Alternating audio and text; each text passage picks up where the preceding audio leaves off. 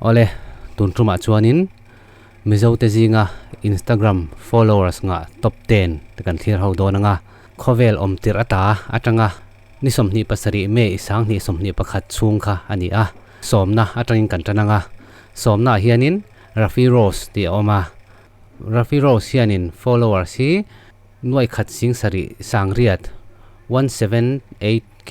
followers aneni tuna hianin ama hianin mi somnga pariat a follow thunga chuanin a post to zong hi somsari pakua ania ke mani hianin kan follow lo wangin private in om veka wangin kan mu theilo ta Rafi Rose hi ma sengin tuna hianin ke mani po hian follow kan han tum ve chinanga enge andon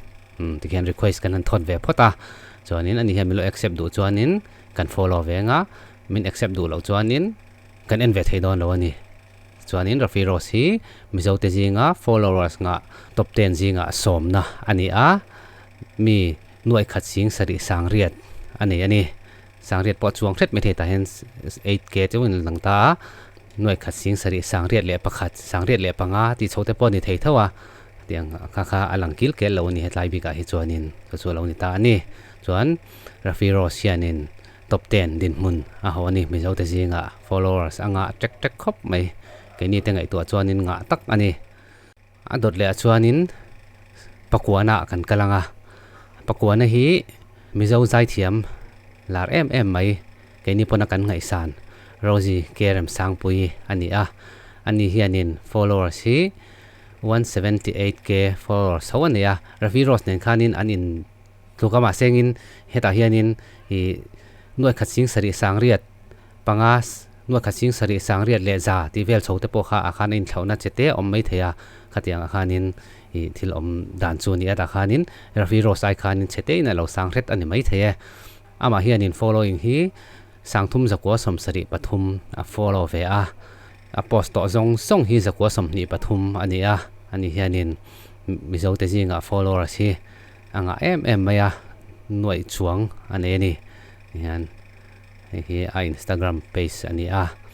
thein lo follow ve ula ha thu le hla te angai nom em thina ama hi mu anuam boka in lo follow ve thau donia eta achunga alandan hian hetiang hianin aming hi ada a keino ani po hianin request kan han thon ve nge melo accept do nge mo kan lo te sang vinta ole tikhan Rosie Kerem Sangpui kan follow ve theita ani hi mizo te zinga followers nga pakuana ani apariat na chuanin Miss Barili alo lang vele ta ani hi mizo mai chazinga kan ngai san lor zinga mi ani vele a keini chuanin ani hianin followers hi nuai khat le sing kwa chuang anei ni a chuang don thum thima ta hianin angtin ma nuai khat le sing kwa a hianin engemaw tlem a bel le don ta hi talang thelo china hianin nuai khat le sing kwa aneya alandan chuanin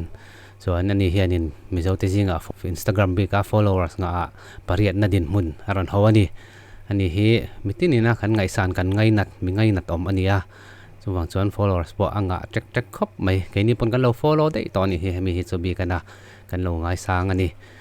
minang po kan ngai sang thoma sengin Instagram hi kemani bi khen kan khoi tam lo wangin kan lo follow ve lo a chau ani a hi ti tur fak kan thre ve lo ka niang duang hi chuanin kan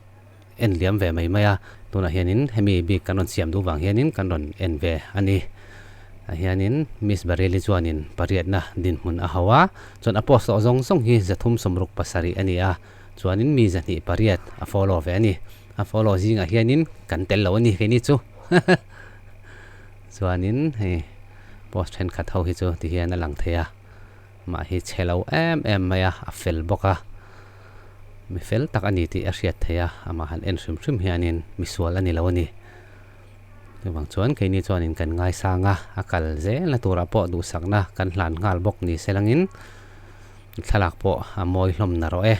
tikhan ka ti chin zong kha ani bi ka hi chuan kan en le anga ti hianin midang po in lo follow ze langa a thu le hla te angai nom thina ni po hi share man hla thina Facebook lama kan share thina keini chuanin in lo follow ve zel donia tikha kanon ngen ngal bok chewani a pasari na chuanin te wang chia mizo te zinga followers nga per pasari na ani chu te wang chia ani a ani hi chu nuôi khát lệ sinh qua lệ sáng khát followers anh ấy ngã check khop mai ama hianin mi som nga pariat a follow ve a chuanin a post to song hi som nga ani a thalak te video te khatiang chi kha som nga a post to a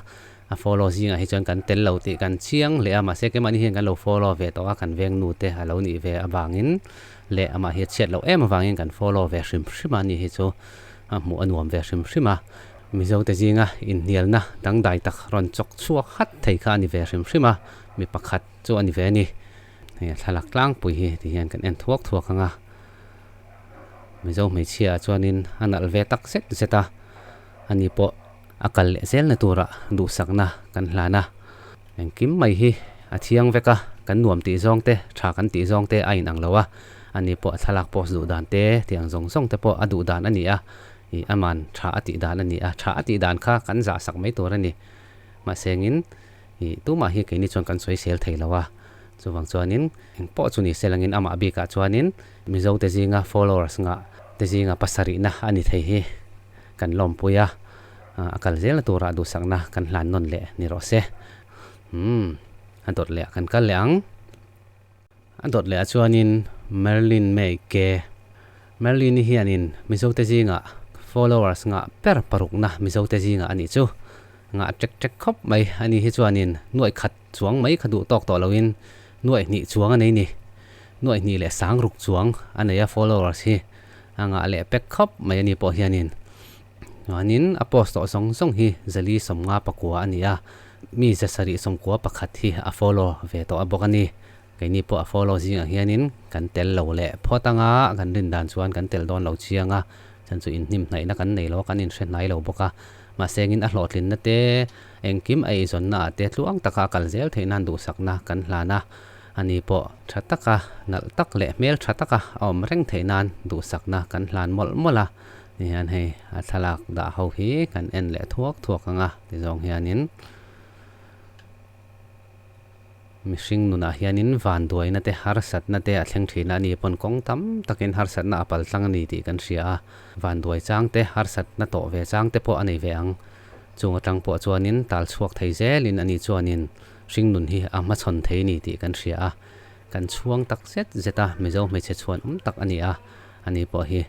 a mu nomin thlir anuam thei khop maya mizo milar te zinga kan ngai san te zinga mi ani le bok ani kani po hi kan follow lawa kan lo follow ve ngai lawa hi kan lo ral khat ria ta kan lo ral khat ngai sana tuna chuanin kan lo follow ve to ang click le a Merlin ni kan follow ve le theita tikhanin paruk na hani a followers anga alam chu kan ti pun sak ve le don ani adot le a kan kal le nga lang adot le a chuanin felifan ai lo lang ve ta mizo te zinga Instagram bika followers nga per pangana ani hianin nuai ni le singli lai mai followers aneya anga check khop mai mizo me chezai thiam zei mel tha ania nga om reng po ani hianin tuna hianin post song hi zathum somli pani post asiam to a chuanin following hi a follow ve to te hi zali som nga pakhat ani bokani follow zinga hianin kan tel kan ring lo le phota chuanin athalak post hote kan en le thuaka an le thuaka azai thiama azeya mu anuama ani hianin followers hi anga lo thei lo ani ani angin an nga lo chuan ti ngai na om chong lo tu ten ngai nga chuang ang ti ang vel ani mitam takina an du ron an ngai nat ron le mu nuam an ti kha ani tlat maya ma sengin mishing te hi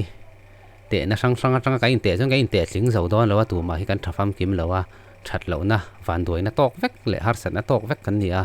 ani point har sat na sang lo ma chona lo pal tlang to a buai na sang ring nun zin ko nga ma sengin chung cho in ra be tir do lo wa huai sen takin chel takin na om tlata ti hian hlotlin na duam tak achang chawa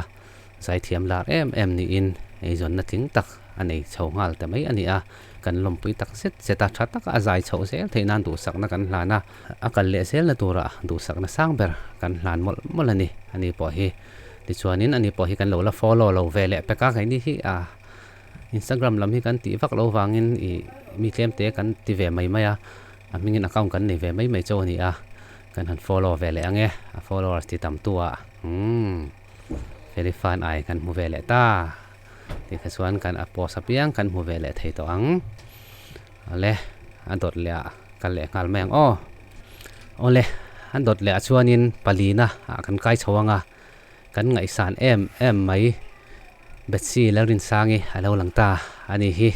zai thiam mu nuam kan ti le azai ngai thak nuam kan ti em ani a ke ma ni bi ka chuanin kan ngai lo ngai san em pasal anei tha kan ti a an nu pa po mu nom kan ti em mai a pasal salmon ron troi oma an zai thin te hi mu nuam kan ti a ke ni chuanin kan lo ral khat ngai san em mai in hriat na kan nei chuang lawa kan ngai sang ani ve top mai ni ani hianin followers hi nuai ni le singli le sang khat loi mai aneya anga trek khop maya chuanin ani hianin post hi zanga somni pani asiam to a mi zanga som thum a follow ve to bokani ani po hi a follow jing a hian kan tel lo le phota ma se poi kan ti lova kan va phut kher lowa ke mani zok hian kan ngai sanga ama hi mu nuam kan ti ani chuanin anu pathalak te hi a mu noma ama thalak rim te hengkim hi amu nama kan ngai sanga mizo gospel singer zinga kan du ber thin azai ngai thak nuam kan ti thin kha ni a thalak da ho po mu anuam em maya ni hi chu mizo mai chia chuanin angai san omin angai na tom tak zeta followers nga om reng po ni a ani po kal se la tura du sakna kan hlana pathianin ompui zel sela anu pa a an rong bol la te pathianin mal som zel sela an mani kal tlangin pathianin na thok sela kan du a an mani kal tlang hianin tharau dam na chang mi tam takron om zel se ti in du sakna kan hlan mola a thalak po hi kan en chuak man vek lo nga tu na chuanin ti song kha kan thlir thak thei ni mai selangin followers nga mizo te ji nga Instagram bi ka chuanin palina din mun aron hawani adot le akan kal leang ole apathum na hianin mizo tlangwal alo lang veta Instagram bika mizo te jinga followers nga thina jeje fan ai lo langta jeje lal pek luwa kan ngai sangin kan van chuang tak em ani hi followers nga thur sela kan tu a ngai sang tu po an tamang ke ni chau lo pon a chil tu an tam karing ani hi chu anuna hianin mu kan neya anun hi en ton tlak kan tia kan chuang tak setani followers hi nuai ni le singli le sangriat aneya chuanin a post zong hi zasari samruk le pali ani a Instagram lama hianin a khosana saviang ni turani a post nem to emai ke ni lam hen kan lo shrevak lo ma se ke mani hen kan lo follow ve thap maya kan ngai sang ani chuanin ama hianin mi zaruk som a follow ve to boka ani hi chu footballer ani a kan shreveka a football thiam awangin mizote choi moin kan oma da sanin kan oma mizo te ming atilara min choi sang ani a chanchin an soi tam taka ka soi chon ve thin chu je hi athiam lo football athiam lo anti thin ma se ke chon athiam ka ti ni thiam lo se chon tun din mun hi a thleng thei lawang ma sengin midang anga skills tha le ti vak chu ani lo ti chu ka ria ma sengin thiam na chu aneya theina anei ni ama hianin chakna aneya chu wang chuanin tun din mun hi a thleng theya awan duai em maya in thiam mazara ain thiam awangin duangin a khel tho thei to lo mai po ani a in liam lo phaisela chuanin sang tak la thleng chho le zel thei tura ka ngai ani ama hian theina sang tak a oma chu pathian arin thlat na le ain sum theina te a bei tang na te heng zong hi fak om kan tia en ton tlak kan tia a chuan om tak zeta lo tling tlak ani a pathian mal som na dong tlak po ani kan han ti du ani chu ama bi ka chuan kan ngai san em awangin ama nuna hianin mu tur tam tak kan ne zir tur kan nga lo tuka kan en tona anun hi kan zir ani ber mai ke ni chuanin kan lo ral khat ngai san ani po hi ole kan thlir tam du a thei lo anga ni po hi ani hianin mizo te jinga Instagram followers nga per pathum na din mun a hawa kan lom puin kan chuang tak zeta akal ze na tura du sak na kan hlana football a khel chho thei to lo ani po in ezon na thazok le du am zok anei chho sel theinan du sak na kan hlana nu pui thatak anei theinan po du sak na kan hlan bokani pathianin mal som sel ro se ale adot le achuanin Miss Bani alo langta Miss Bani hi mizo mai chia te jinga chuanin chuan om tak chuani ve hrim ke ni po hianin mu nuam kan ti ani Miss Bani hi kan hriat na rei to ani hi chu ma na tangin kan threto ron lar ti te tanga threto kan nia kan chuangin kan ngai sang ve hrim hrima ati na konga au kal na konga hian hlo thlin tumina beya chel takin a be ani ani hian followers hi nuai ti le singa le sang ni aneya ti chuanin post hi zakua som ni pariat asiam to boka Instagram lama hian atam hle ang ti kan ring ani mi sangli zaruk som ko pariat hi a follow ve to boka sangli zaruk som ko pariat zinga hian kaini chu kan tel lawa ma sengin poi kan tilawa hi rilru ana ran lawa hi asan chu kan in session lawa kai mania eng ma mo tura ron nei lawa ma sengin a followers ti pung turin tur hen kan follow don ni kan tran pui ve thei na nge kan ti don nge ni a followers ti pung turin kan an follow ve nga la ti khanin miss bani kan lom pui tak set zeta athalak te mu anuam thina ama hrim hi mu anuama hi akal na kong a hlotlin tumina beya ma kan soi to ang khanin hlotlin tumina beya chel takin huai takin a om thlata mi ti lo dan po ni se ati maya thilmoi lo ni si loin atang tlata a bei fan atuar chuaka tuna chuanin hlotlin na anein eizon na thatak anei to a kan lom pui tak set zeta ni po hi pathianin mal som selangin akal na konga ati zel tura sum don na te a bei chole zel na tura po tu sakna kan hlana pathianin mal somin ampui thlat ro se ti in miss bani chu tu sakna kan hlan le bok ani le adot le akan kal le ngalang ole tuna chuan pakhat na kan lo thlengta mizo te jinga followers nga per chu miss rodi h1 le riat pui ani a ani hianin followers hi nuai ni sing ko le sang thum aneya nuai ni sing ko le sang thum tam khop mai posi zali somni pani asiam to a follow hi zakwa somthum paruk anei ve boka keini point kan follow thap maya